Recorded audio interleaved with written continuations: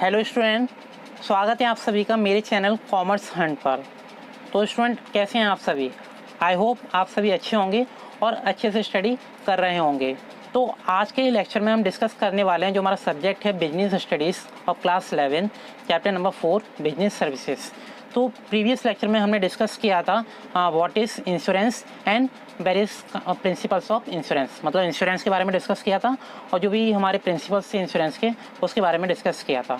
तो आज के टॉपिक में हम डिस्कस करेंगे इंश्योरेंस एंड एश्योरेंस, ये दोनों टर्म्स क्या हैं, दोनों में क्या सिमिलरिटीज़ हैं, क्या डिफरेंसेस हैं, और दूसरा जो टॉपिक रहेगा वो रहेगा टाइप्स ऑफ इंश्योरेंस का। तो स्टार्ट करते हैं फर्स्ट टॉपिक से, insurance and assurance. Generally these two terms insurance and assurance are considered as the same thing but these two are not synonyms. Basically ये दोनों टर्म्स सुनने में और बोलने में एक से लगते हैं, ठीक है, पर ये दोनों सेम नहीं हैं और ना ही दोनों सिनोनियम्स हैं, ठीक है। These two are different in meaning. जैसा कि आपको पता है कि दोनों डिफरेंट हैं तो इनके मीनिंग भी डिफरेंट होंगे। तो इनकी मीनिंग से बात करते हैं। सबसे पहले डिस्कस करते हैं assurance. Assurance refers to a contract in which the sum assured is bound to be paid sooner और लेटर। मतलब एश्योरेंस एक ऐसा कॉन्ट्रैक्ट होता है जिसमें क्या होता है, जो भी सम एश्योर्ड है, मतलब जो फिक्स अमाउंट है मनी का, वो क्या होता है, is to be bound to be paid sooner और लेटर। मतलब उसमें हम बाउंड होते हैं कि हमें वो अमाउंट पे करना ही करना है, ठीक है। अगर हम इंश्योरेंस की बात करें, और जैसा आपने इंश्योरेंस के बारे में ऑलरेडी पहले से पढ़ा हुआ है, इन case of insurance the sum assured is paid only when insured suffer a particular loss, ठीक है। और इंश्योरेंस में क्या होता था कि जो सम एश्योर्ड किया जा रहा है, जो फिक्स अमाउंट पेड किया जा रहा है, वो कब किया, मतलब किस केस में किया जाएगा, कि जब क्या होगा, वो जो इंश्योर्ड पर्सन है उसे कुछ लॉस होगा, ठीक है, तभी उसे वो अमाउंट मिलेगा। उसे लॉस होगा तो उसे उस लॉस का कंपनसेशन मिल जाएगा। Clear? For example, in case of fire insurance, the compensation is given to be insured only when he suffered a loss due to fire। मतलब फायर इंश्योरेंस के केस में आपको पता है कि इसमें जो सब्जेक्ट मैटर होता है हमारा फायर होता है, तो इसमें जो भी इंश्योर्ड पर्सन है उसे जो कंपनसेशन का अमाउंट कब मिलेगा, कि जब उसने अपनी प्रॉपर्टी का फायर इंश्योरेंस करा रखा है और उसे लॉस हो जाता है तो उसके रेफरेंस में उसे कंपनसेशन मिल जाएगा। The contract of life insurance is a contract of assurance.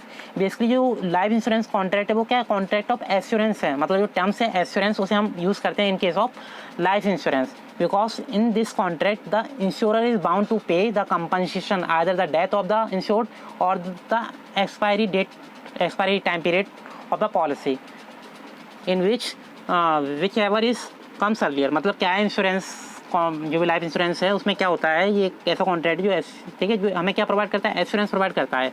और बेसिकली इसमें कंपनसेशन कब दिया जाएगा, जो हमारा मतलब जो भी पर्सन है इसका मतलब इंश्योरेंस किया गया है या फिर उसकी डेथ हो जाए तो उसे उसका कंपनसेशन मिल जाएगा, या उसने एक स्पेसिफिक टाइम पीरियड के लिए पॉलिसी ले रखी है, जस्ट एग्जाम्पल उसने 30 ईयर के लिए ले रखी है और मान लो उस 30 पीरियड के दौरान उसकी कोई डेथ नहीं होती है, तो उस 30 ईयर कंप्लीट होने के बाद उसे जो भी 30 ईयर्स का जो भी पॉलिसी का अमाउंट है उसे दे दिया जाएगा, ठीक है।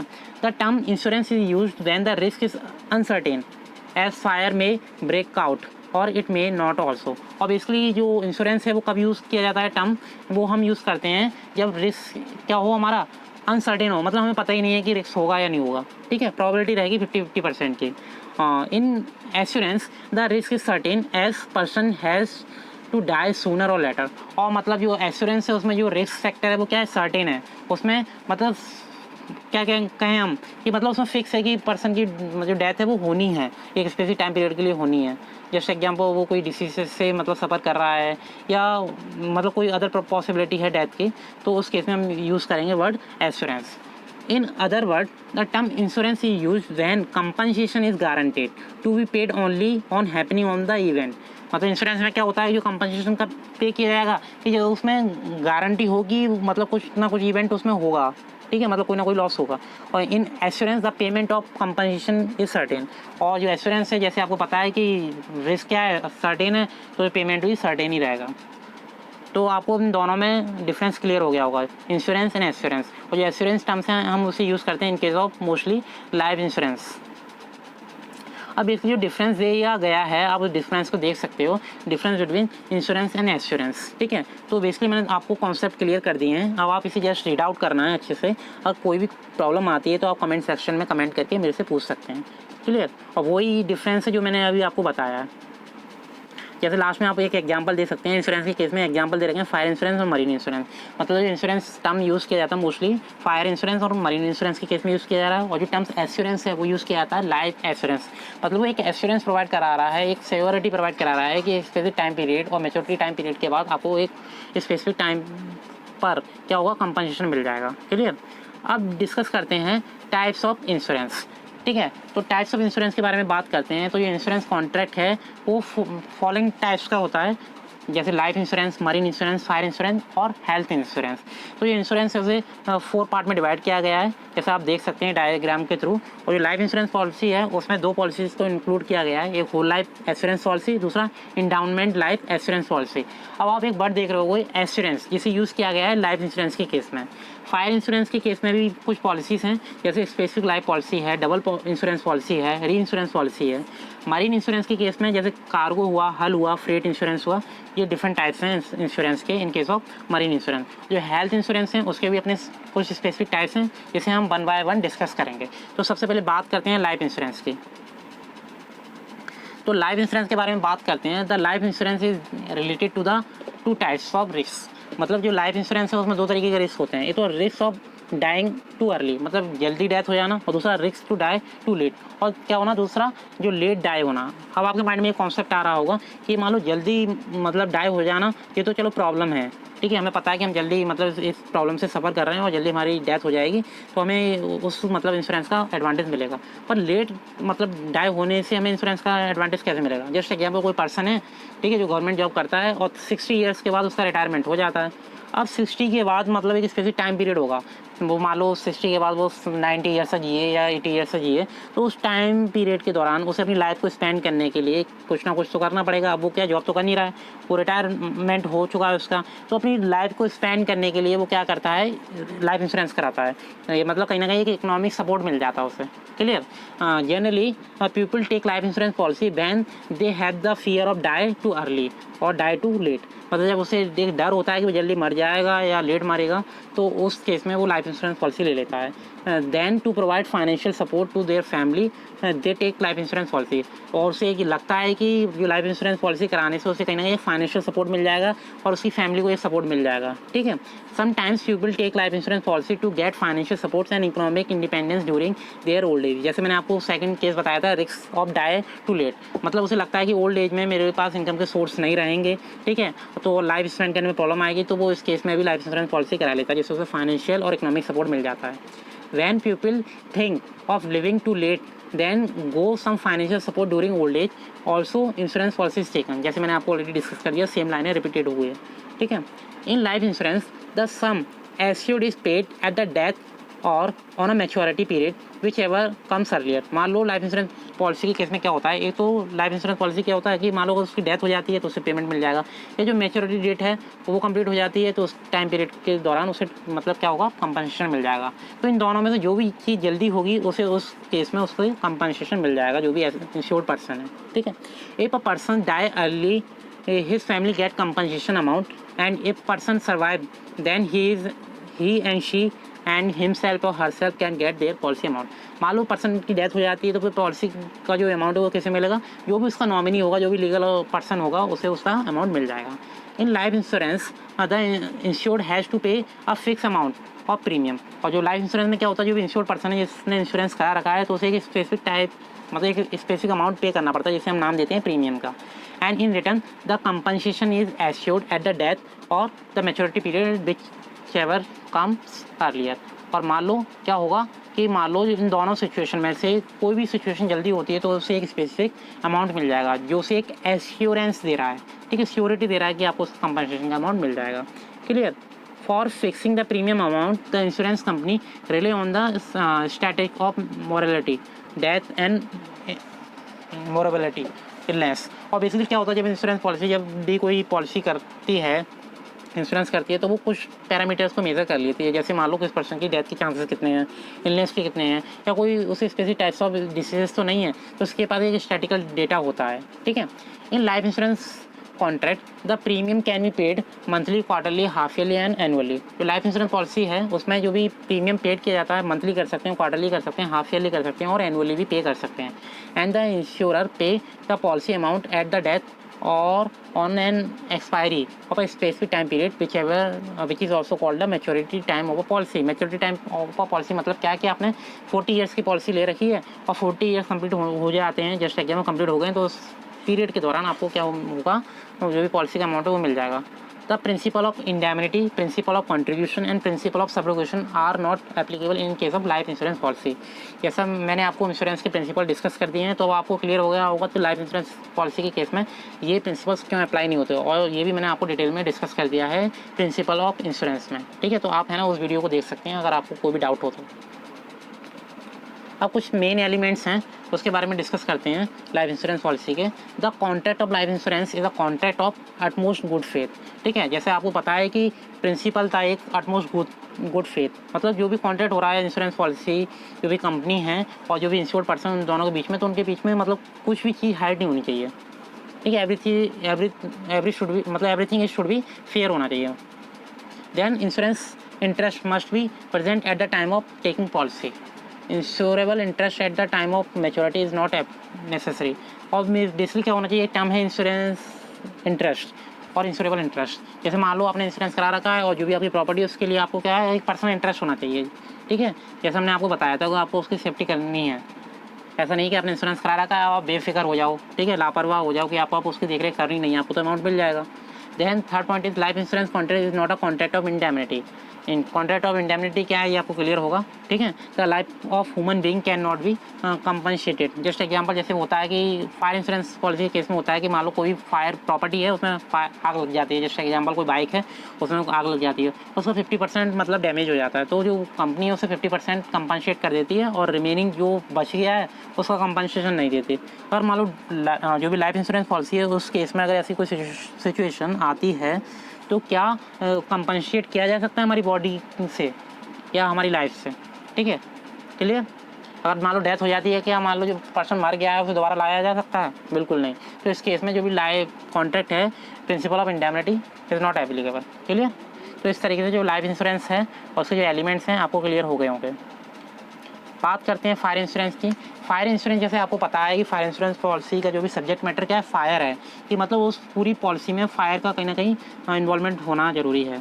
Fire insurance is a contract under which one party, जिसे हम बोलते हैं insurer, in return of for their consideration premium, मतलब वो पे कर रहा है specific, agree to indemnify the other party, जो भी इंश्योर्ड पर्सन है, for the financial loss. Just example दो पार्टी हैं, एक इंश्योरेंस कंपनी है, दूसरा एक इंश्योर्ड पर्सन है जिसने अपना मतलब किसी प्रॉपर्टी की फायर इंश्योरेंस पॉलिसी करा रखी है।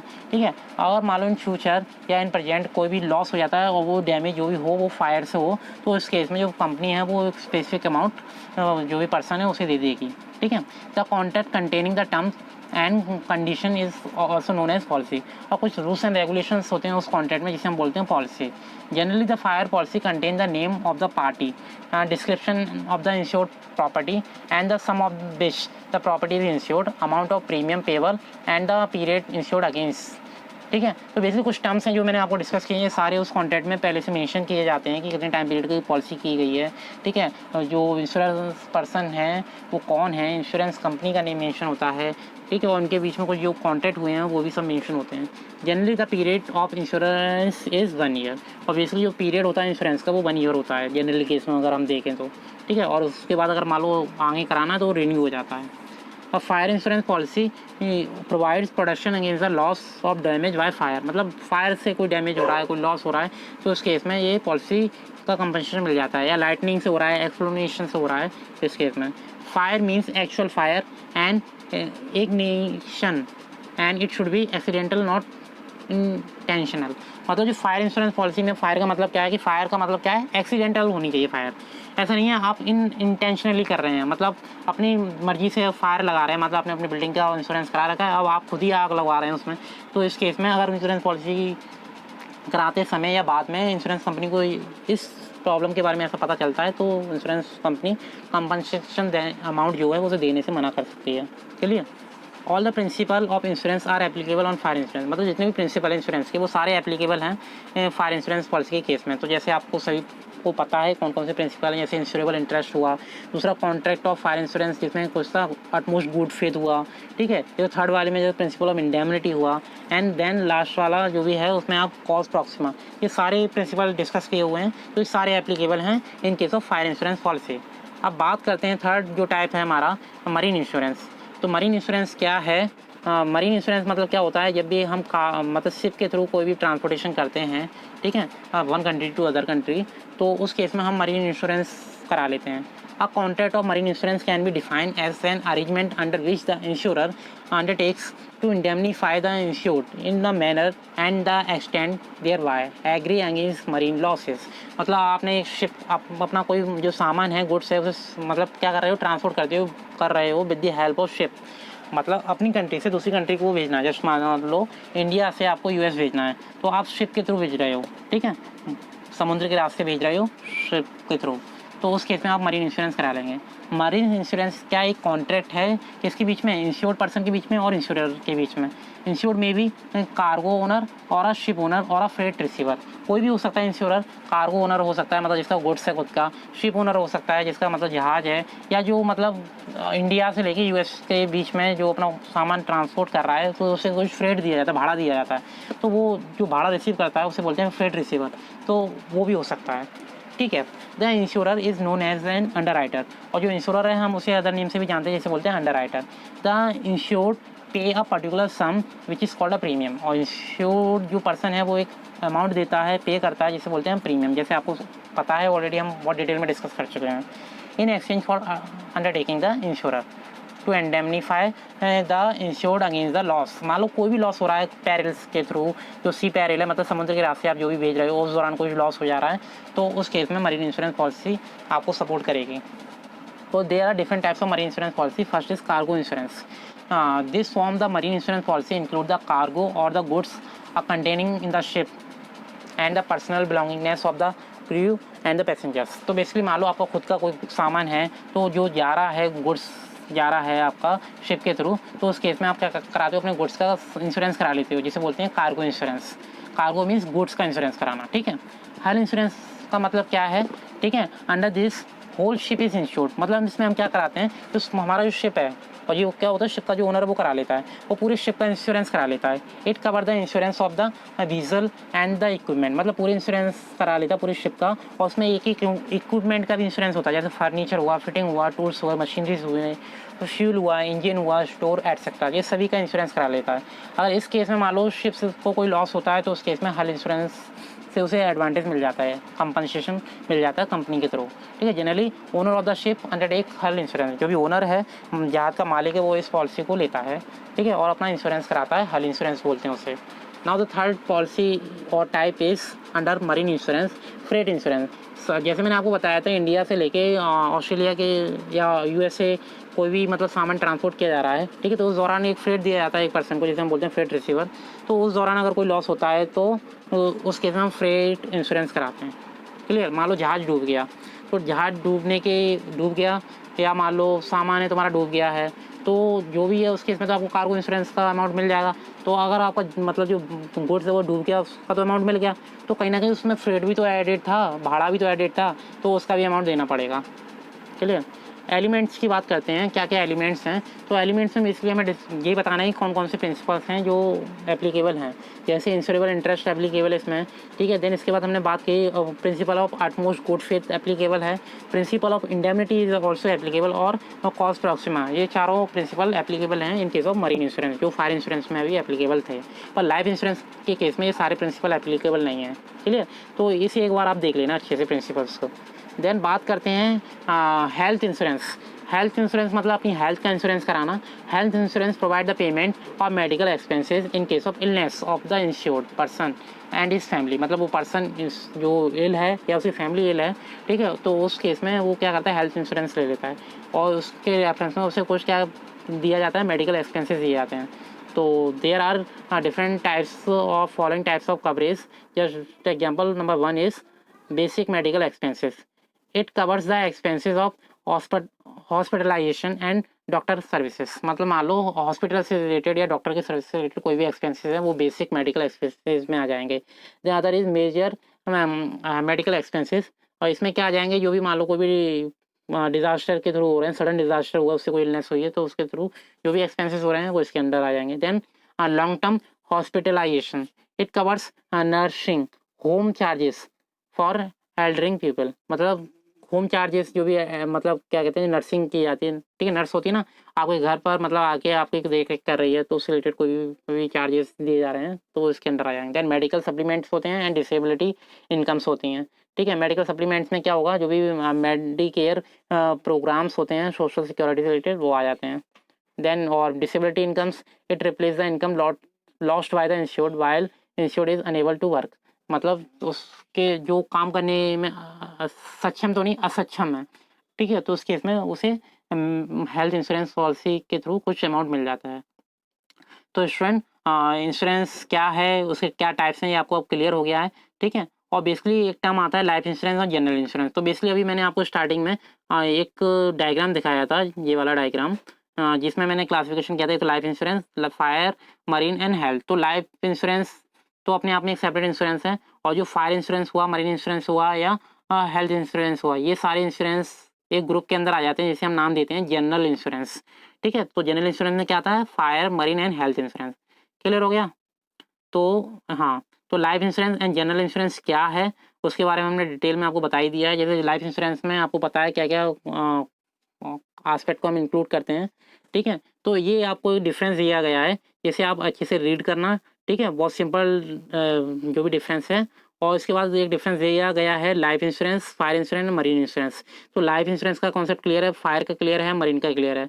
तो ये सारे कॉन्सेप्ट अब आपको क्लियर है। तो ये दोनों डिफरेंस आपको क्या करना है, जस्ट रीड आउट करना है, ठीक है। और जब आप रीड आउट कर लोगे तो कहीं ना कहीं आपके कॉन्सेप्ट हैं वो क्लियर हो जाएंगे। क्लियर स्टूडेंट, तो इस तरीके से आप कर लोगे। अगर आपको किसी भी तरीके से कोई प्रॉब्लम आती है, किसी भी डिफरेंस में कोई प्रॉब्लम आती है, तो आप कमेंट सेक्शन में अपनी क्वेरीज को पूछ सकते हैं, और उस आपको इमीडिएट फीडबैक मिल जाएगा। क्लियर। अब इस वीडियो के बाद हम जो नेक्स्ट टॉपिक स्टार्ट करेंगे वो होगा हमारा कम्युनिकेशन सर्विसेज। तो उसके बारे में डिस्कस करेंगे, तो रेडी रहिए नेक्स्ट वीडियो के लिए। और स्टूडेंट, अगर आपको ये टॉपिक अच्छे से क्लियर हो गया है, ठीक है, और आपको लगता है ये वीडियो आपके लिए बेनिफिशियल है, तो आप लाइक कीजिए, सब्सक्राइब कीजिए, और इसे शेयर भी करते रहिए अपने फ्रेंड्स से, जिससे इस वीडियो का एडवांटेज आपको तो मिल ही रहा है, साथ साथ आपके जो भी फ्रेंड्स हैं उन्हें भी इसका एडवांटेज मिले। क्लियर। तो स्टूडेंट, आज के लिए इतना ही। नेक्स्ट वीडियो में बात करेंगे नेक्स्ट और न्यू टॉपिक के साथ। Bye bye, take care, thank you.